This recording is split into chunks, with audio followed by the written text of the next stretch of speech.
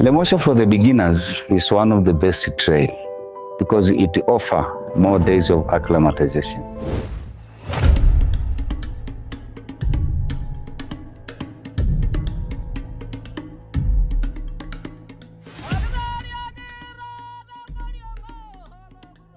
It's the route which you take it.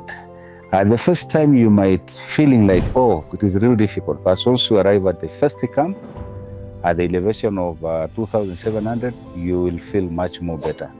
And as you proceed, it goes up and up, your body will copy very, very well and sustaining to the new environment without like feeling any altitude problem, because you are going to have longer days while you are climbing the mountain.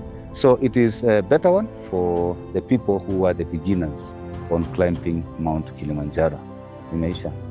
Don't forget to like, share, and subscribe for more such expert videos from African Scenic Safaris.